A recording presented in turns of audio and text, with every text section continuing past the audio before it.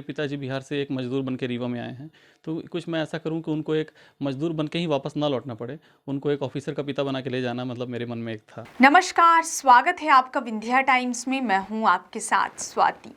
कोई भी लक्ष्य मनुष्य के साहस से बड़ा नहीं होता। कहा जाता है कि हारा वही जो लड़ा नहीं। यह लाइन सटीक बैठती है रीवा के रहने वाले एक छात्र अमित के ऊपर। हम बात की शुरुआत करें उससे पहले हम आपको बता दें कि रीवा के छात्र अमित राय का चयन बीपीएससी परीक्षा में जेल अधीक्षक के पद पर हुआ है। रीवा के रहने वाले अमित का जीवन संघर्ष से भरा रहा है। आज भी पूरा परिवार एक कमरे में जीवन यापन करता है। अमित के पिता एक फैक्ट्री में मजदूरी का काम करते थे। किन संघर्षों के बीच एक मजदूर का बेटा एक बड़ा अफसर बनता है, देखिए ये खास रिपोर्ट। रीवा के रहने वाले अमित राय के पिता 1987 में बिहार से रीवा काम की तलाश में आ गए थे। स्थायी काम नहीं मिला तो यहाँ वहाँ छोटे मोटे काम करके जीवन का गुजर बसर किया। फिर 2 बेटे पत्नी समेत पूरा परिवार रीवा आ गया। अमित की मां मनोरमा राय बताती हैं कि उनके पिता को स्थायी नौकरी के रूप में 11 रुपए महीने ही मिलते थे। 2 बच्चों के साथ भरण पोषण करना भी बहुत कठिन हो रहा था। एक तखत था जिसमें पूरा परिवार सोता था। खाने के लिए परिस्थितियां ऐसी थीं कि दोपहर में ब्रश करते थे ताकि 2 बार खाना न खाना पड़े। एक बार में काम चल जाए। कभी दाल नहीं तो कभी सब्जी मुश्किल होती थी। बच्चों की स्कूल की फीस देना बेहद मुश्किल हो जाता था, इसलिए सरकारी स्कूल में बच्चों का एडमिशन कराना पड़ा। परिस्थितियाँ के पूछो न बेटा, कैसी परिस्थितियाँ थी। मतलब मेरा परिस्थिति ऐसा था कि मैं अपने मन में सोचती थी कि 12 बजे मंजन करके नहाऊंगी तो एक बार खाना खा करके रह जाऊंगी। हाँ, एक तख्ता था हमारे पास, एक थाली का तो कुछ भी नहीं था। अच्छा, एक तख्ता पर 4 लोग सोते थे। हाँ, ये दोनों एक साइड में दोनों बच्चे, छोटा वाला ऊपर, फिर नीचे बड़ा वाला, इसके बाद हम दोनों जन। इस तरीके के कि मतलब हमारे पास कुछ भी नहीं था। परिस्थितियाँ बहुत ख़राब थी। तो गुजर बसर खान पान कैसे चल पाता था? उसी में किसी तरीके के सब्जी तो दाल नहीं, दाल तो सब्जी नहीं, और इसी तरीके के मतलब हमारा गुजारा चला है। 1 रुपया बच्चे मांगे, यही मांगता था अमित कि 1 रुपया दो। तो हम कहे कि महीना में जाओगे तो 30 रुपया तुम्हें हम कहाँ से लिया करके देंगे।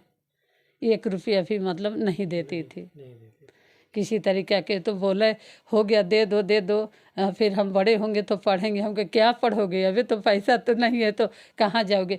ये नहीं सोची थी बेटा कि मतलब ये दिन मेरा आएगा। अमित के बड़े भाई अभिषेक राय बताते हैं कि घर की आर्थिक स्थिति अच्छी नहीं थी, इसलिए ग्रेजुएशन के बाद नौकरी करना मजबूरी हो गई थी। लक्ष्य था कि छोटा भाई पढ़ लिख कर कुछ बड़ा कर पाए, इसलिए खुद मेहनत करके छोटे भाई को दिल्ली कोचिंग करने के लिए भेजा। फाइनेंशियल कंडीशन हमारी स्टार्टिंग से ही सही नहीं थी, तो हम 2 भाई एक साथ जैसे पास आउट हुए तो हमें दोनों में से कोई एक भी पढ़ाई को कंटिन्यूस कर सकता था। वो हमसे अच्छा था पढ़ने में, तो इसलिए मैंने जॉब प्रेफरेंस की। और उसके बाद जैसे हमारी थोड़ी सी एक इनकम मेरी साइड से भी आने लगी, एक मेरे फादर से आ रही थी। तो दिल्ली का खर्चा सभी जानते हैं कि मिनिमम 10,000 होता ही है। तो इस वजह से मेरी जॉब से जो भी मुझे पैसे मिल रहे थे तो वो मैं इसकी पढ़ाई पे लगा रहा था, जिससे इसकी पढ़ाई ना रुके। और ये हमें स्टार्टिंग से पता था कि ये कुछ अच्छा करेगा, तो हमने उसको इसीलिए फाइनेंशियली सपोर्ट किया कि वो कुछ आज अच्छी जगह जाए। अब कैसा लग रहा है? मुझे भी बहुत खुशी हो रही है, क्योंकि मेरे सारे दोस्त जो हमारे फैमिली रिलेशन वाले हैं, चाहे हमारे बिहार से हों या रीवा से जो हमारे दोस्त हैं, सभी को एक बधाइयों का एक तांता लगा हुआ है। अच्छा लगा। और एक मतलब बहुत अच्छी फीलिंग है जो इसको एक्सप्रेस नहीं कर सकते हैं। अमित की मां बताती हैं कि उनके बेटे के चयन के बाद लगातार पुराने रिश्तेदारों के फ़ोन आ रहे हैं, गांव से फ़ोन आ रहे हैं। लोगों के बात करने का तरीका बदल चुका है।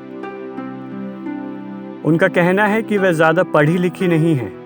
उनको यह भी नहीं पता कि उनका बेटा आखिर बना क्या है। बस इतना पता है कि बेटा कुछ बड़ा बना है। अब कैसा रिस्पांस, समाज में रिस्पांस पहले की अपेक्षा कैसे मिल रहा है? ये तो हम सोच नहीं रही थी कि मतलब अब हमें लोग इतने पूछेंगे।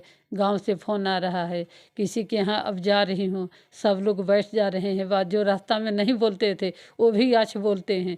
इसके पापा के कंपनी में गए तो वहाँ एक वर्कर के लड़का निकलता है तो सभी लोग इतने खुश हुए कि कुछ नहीं। जो मतलब जिसके घर में समझदार पढ़े लिखे हैं उनके लड़का निकालते हैं तो इतने नहीं वो मिलती है।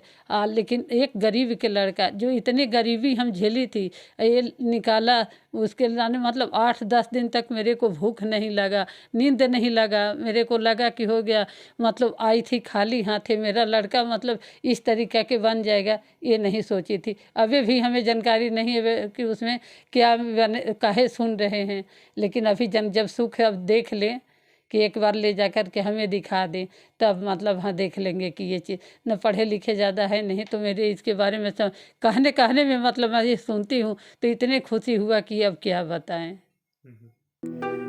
अपनी सफलता में अमित राय कहते हैं कि उनके जीवन में काफ़ी संघर्ष रहा। आर्थिक चुनौतियों के साथ कोरोना काल में संघर्षों का सामना करना पड़ा, पर सपना एक था। उनके पिता मजदूर बनकर बिहार से रीवा आए थे, लेकिन वह मजदूर बनकर रीवा से वापस बिहार न जाएं। उनको एक ऑफिसर का पिता बनाकर बिहार ले जाना है। एक बड़ी सफलता मिली, पहले की परिस्थितियां याद करते हैं और आज कैसे अंतर देखते हैं और कैसा लगा ये सब चीज़ों को? पहले की परिस्थितियाँ काफ़ी संघर्षपूर्ण रहीं। संघर्ष तो जीवन में चलता ही रहा, छोटे से लेकर बड़े होने तक। तो इसी वजह से मेरी सारी शिक्षाएँ सरकारी स्कूल्स और सरकारी कॉलेज से ही हुई, और इसका कहीं न कहीं मैं एक सकारात्मक रूप भी देखता हूँ कि उसका मुझे फ़ायदा भी मिला। अच्छी शिक्षा हुई और अच्छा पढ़ाई लिखाई हुई, और अब तो जैसे चयन होने के बाद की प्रतिक्रियाएँ ज़्यादा बेहतर होती हैं। कई जगह से फ़ोन कॉल आते हैं, रिश्तेदार, यहाँ के सब दोस्त, सभी ने बहुत सारी शुभकामनाएँ दी, तो बहुत अच्छा लगा। चुनौतियां कैसे देखते हैं? बीच में इतनी सारी चुनौतियां जुड़ी, कैसा रिस्पॉन्स समाज का की चुनौतियां, आर्थिक चुनौतियां, ये सब इसको कैसे याद करते हैं? आर्थिक चुनौतियाँ काफ़ी थी। पिताजी की सैलरी बहुत कम थी, तो हम लोग बहुत कम में गुजर बसर किया करते थे, और मैं तैयारी करने भी जैसे ही गया तो वैसे ही कोरोना लग गया, लॉकडाउन लग गया, तो पिताजी का काम भी बंद हो गया, भैया का भी काम बंद हो गया, तो आर्थिक स्थितियाँ और बिगड़ने लगी। लेकिन फिर भी घर वालों ने, सारे लोगों ने सपोर्ट किया कि आप तैयारी करो, मतलब यहाँ से कोई भी दिक्कत नहीं होने दूंगा। और परिवार वाले भी सपोर्ट में थे, कई दोस्त भी सपोर्ट में थे, तो इस वजह से चीज़ें बेहतर होती गई। तो अब कैसा लग रहा है जब पहले की चीज़ें याद करते हैं? तो क्योंकि तमाम ऐसा मन में भी लगा होगा कि छोड़ देते हैं, आपका इंजीनियरिंग के स्टूडेंट रहे, तो उनको कैसे याद करते हैं? कई चीज़ें हुई, जैसे जब मैं इंजीनियरिंग कर रहा था तो थर्ड ईयर में ही मेरा कैंपस प्लेसमेंट हो गया था, तो एक वो दुविधा थी कि मैं, आर्थिक स्थिति ठीक नहीं थी तो वहाँ जाऊँ या फिर ना जाऊँ, पर अंततः मैंने तय किया कि नहीं, तैयारी करूँगा। फिर इसके बाद जब मैं तैयारी करने गया तो मैंने असफलता भी देखी, इसके बाद सफल हुआ। लेकिन सफलता और असफलता के बीच मैंने ये सीखा कि अगर निरंतर प्रयास जारी रहेगा तो ज़रूर मतलब सफलता मिलेगी, और मुझे सफलता मिली। बिहार से लेकर रीवा और फिर से बिहार, ये पूरा जो जर्नी थी इसको कैसे याद करते हैं? ये जर्नी मेरे लिए बहुत ही मतलब सकारात्मक रही। बिहार से मैं रीवा आया, रीवा में ही मेरी सारी पढ़ाई हुई, और यहाँ मतलब बहुत अच्छे दोस्तों का साथ रहा, बहुत अच्छे सहयोगी रहे। पिताजी भी यहीं काम किए, उनके सारे दोस्त लोग भी बहुत अच्छे थे। घर से भी सपोर्ट था, गांव से भी सपोर्ट था, ऐसी बात सारी बातें थी। और अब अंततः चयन होकर वापस वहाँ जा रहा हूँ, तो मेरे मन में ये था कि मेरे पिताजी बिहार से एक मज़दूर बन के रीवा में आए हैं, तो कुछ मैं ऐसा करूँ कि उनको एक मज़दूर बन के ही वापस ना लौटना पड़े, उनको एक ऑफिसर का पिता बना के ले जाना, मतलब मेरे मन में एक था। और वो सफल होता? जी, वो सफल हुआ। तो इन सब चीज़ों का श्रेय अगर बात करें तो किसको देंगे? इन सब चीज़ों का श्रेय की अगर बात करूँ तो मैं अपने पिता श्रीनिवास राय, माता मनोरमा राय और भाई अभिषेक कुमार राय जी को मुख्य रूप से देना चाहूँगा। इसके अलावा भी कई मेरे सहयोगी हैं, जिन्होंने, मित्र हैं, जिनमें विवेक हैं, प्रभात हैं, चांदनी हैं, कई ऐसे लोग हैं जिन्होंने मेरा मतलब हर पक्ष में साथ दिया, तो सबका सहयोग मेरा है इसमें। बिहार से रीवा, रीवा से बिहार तक की अमित के संघर्ष से सफलता तक की कहानी जो प्रेरणादायक है।